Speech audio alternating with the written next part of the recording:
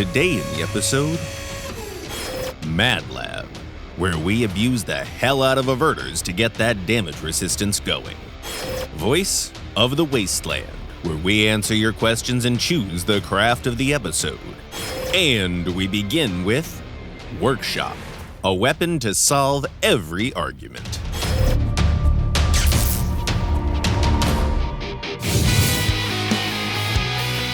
There are just a few things you need to have a good fight. A nice arena, a good opponent, and an ace up your sleeve so that you don't just win but also leave with most of your limbs and modules still intact. Today we're gonna talk about a weapon that can be this trump card for you if you want it. The Argument Nail Gun. This gun is deceptively straightforward in its use. It simply drives nails into your opponents with great prejudice using a bit of air pressure. But if you hold the fire button, the Argument almost turns into a semi-shotgun. Effectively, this weapon is a jack of all trades, in a good way. You can use it to hunt both big, slow-moving prey and speedy, agile opponents. It performs pretty well either way. All in all, versatility is a key word when describing almost all aspects of the Argument. It's a bit of a shame that it doesn't have a lot of durability, but this beautiful piece of construction equipment is pretty easy to armor with pretty much anything, like a steel plate from that armored car over there. The gun won't blow your mind with its range, but it's pretty decent. It's also worth keeping in mind that the wastes are chock full of fast battle cars that excel at shrinking the distance between you and the target. Fire rate? What about it? The gun spits out nails at decent speed, and it also has a pretty valuable ability to reduce its reload time with each good shot.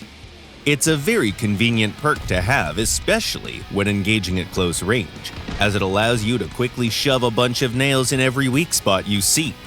And that's without even buffing our reload time by other means available to the dwellers of the wastes. For example, the Argument in the firm grip of a dead man.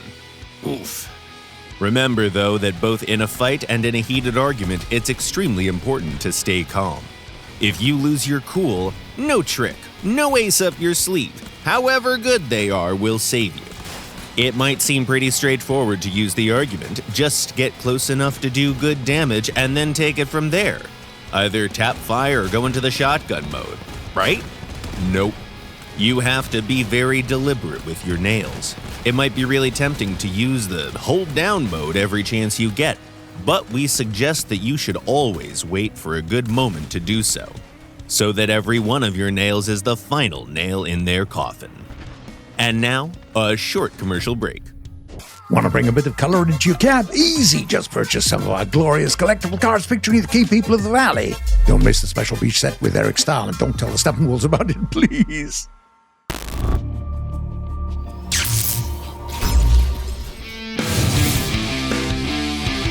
There was a time when we were really into ancient war machines, especially those heavily armored vehicles that could bounce enemy shots and were capable of breaking through enemy defenses. If we're not mistaken, those were called tanks. Obviously, even now it's pretty easy to find wrecks that look very similar to them, especially in the areas around abandoned military bases.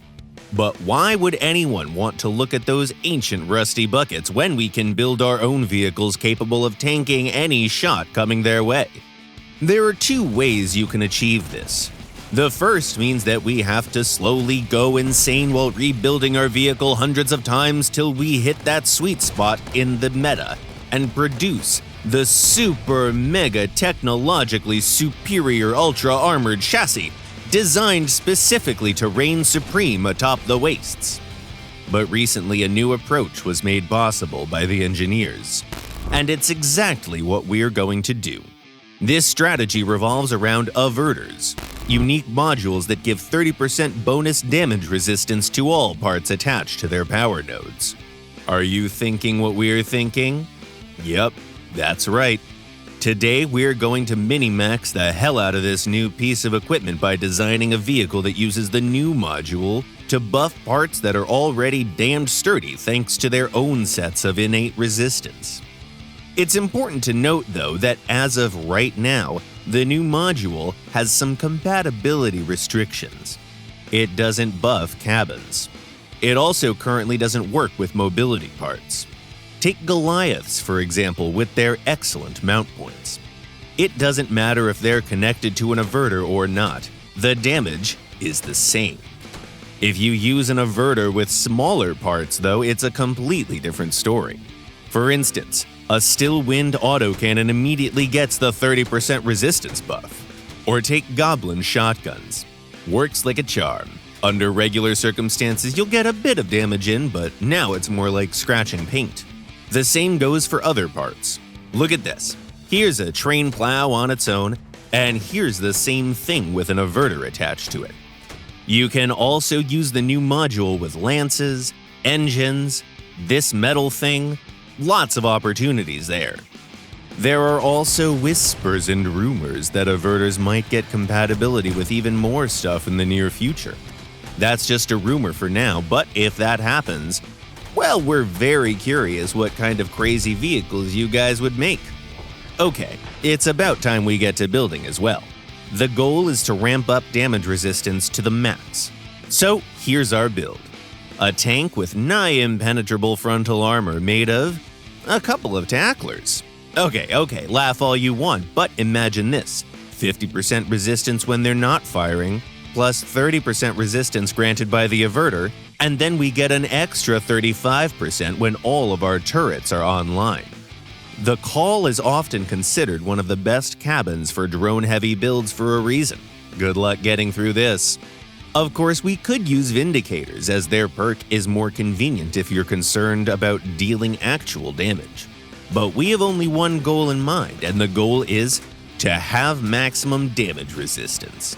So we stick to our tacklers. Yeah, this vehicle isn't the most dangerous battle car you're going to see in the wilds, but as lunatics say, science is more important than victory. Was that lunatics? I'm not sure. Anyway, this experiment is a success.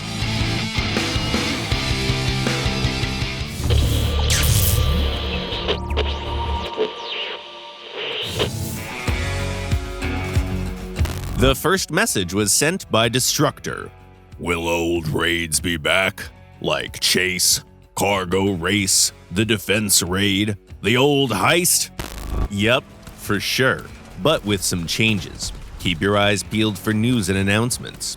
A survivor known as Le Pepito Show says, "Hello, can you add more maps for PvE Patrol?" Hi, Pepito. We'd love to, but it's honestly not likely, as this mode isn't very popular with the people of the Wastes. Sean Fromm asks, "Can the cannon builds for AI be fixed? It's very unrealistic since they rarely ever miss a shot." Well, while you were out doing PvP stuff, they studied the cannon. On a more serious note, that's not much of an issue according to our data, so it's safe to assume that they'll keep hitting their targets pretty consistently. Then there's this message by one of our regulars, Siroche. "Could you guys maybe add stickers to that glow? Something like LED stripes so we could create our own custom headlights like those on the cars from the 2020s? That would be awesome." Glowing stickers? Hell yeah. We'll see what we can do. The next comment was submitted by Mr. Robot 3K. This regular says, "The median struggles very much at any power score, similar to how Emily did before you reduced its energy to 4 points. Any plans to give median the same love?" Hey man, yeah, we have a few things in mind, and we're going to test one of the possible changes on the test server soon. Finally, Hail Hydra asks, "Finally, Red Eye is the best game mode. I love being a Ravager. Finally, I can fight for my god. All hail Ravagers." All hail We mean, yeah, it's a solid game mode, we think.